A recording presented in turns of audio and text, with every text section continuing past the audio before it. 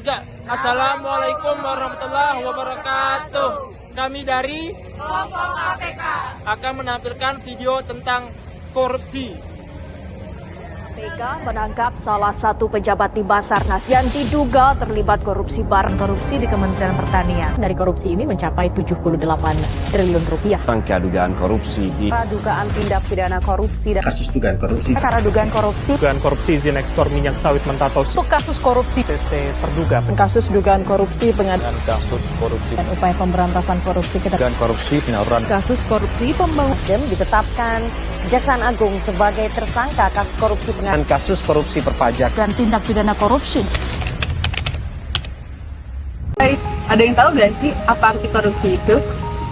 Kata korupsi berarti penyelewengan atau penggelapan uang negara atau uang perusahaan dan sebagainya untuk keuntungan pribadi atau orang lain. Selamat pagi Pak. Pagi. Menurut Bapak apa sih tanggapan Bapak mengenai korupsi?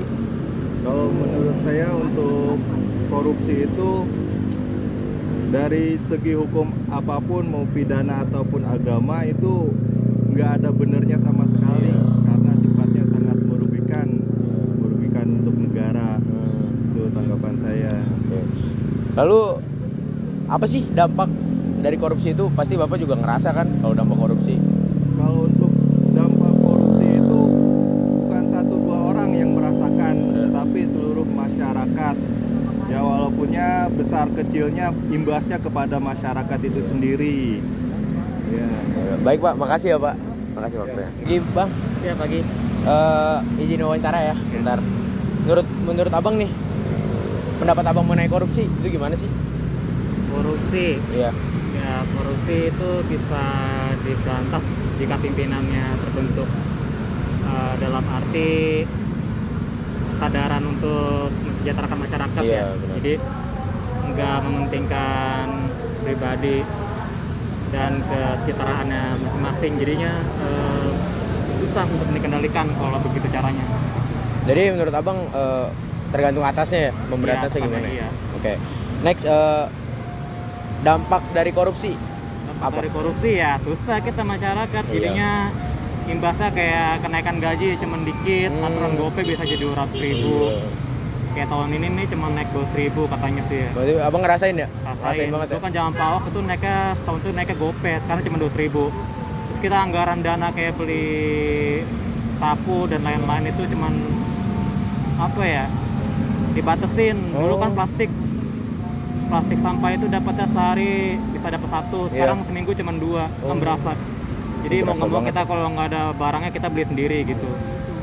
Ya udah, makasih ya Bang ya. Iya. Korupsi. Yang pertama, penegakan hukum tidak konsisten. Penegakan hukum bersifat sementara, selalu berubah setiap berganti pemerintah. Yang kedua, paksaan atau wewengan. Takut dianggap bodoh jika tidak mengambil kesempatan. Yang ketiga, langkahnya lingkungan yang anti korup. Sistem dan pedoman anti korup hanya dilakukan secara formalitas. Upaya KPK dalam menangani kasus korupsi. KPK yang ditetapkan melalui Undang-Undang Nomor 30 Tahun 2002 tentang Komisi Pemberantasan Tindak Pidana Korupsi untuk mengatasi, menanggulangi, dan memberantas korupsi merupakan komisi independen yang diharapkan mampu menjadi martil bagi para pelaku tindak KKN. Agenda yang dilakukan KPK sebagai berikut. 1. Membangun kultur yang mendukung pemberantasan korupsi. 2. Mendorong pemerintah melakukan reformasi publik sektor dengan mewujudkan good governance. 3. Membangun kepercayaan masyarakat. 4. Mewujudkan keberhasilan penindakan terhadap pelaku korupsi besar. 5. Memacu aparat hukum lain untuk memberantas korupsi. Korupsi merupakan salah satu penyakit yang susah untuk dihilangkan di negeri Indonesia ini. Karena adanya korupsi dapat mempengaruhi beberapa aspek, seperti menghambat pembangunan, ekonomi, serta merusak karakteristik bangsa Indonesia. Korupsi sangat mempengaruhi nilai-nilai Pancasila, khususnya sila keempat dan sila kelima. Sila keempat yang berbunyi, kerakyatan yang dipimpin oleh hikmat kebijaksanaan dalam permusyawaratan perwakilan. Dengan melakukan tindak korupsi berarti telah melanggar sila keempat ini, karena korupsi itu sama saja telah melakukan tindakan dengan keputusan sendiri dan hal itu sangat tidak baik. Dalam menentukan dan melakukan segala sesuatu, haruslah berdasarkan keputusan bersama.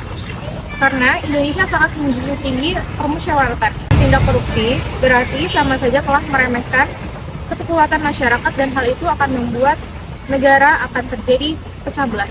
Berarti keadilan sosial bagi seluruh rakyat Indonesia. Dengan adanya korupsi berarti telah melakukan tindakan yang melenceng dari sila ini.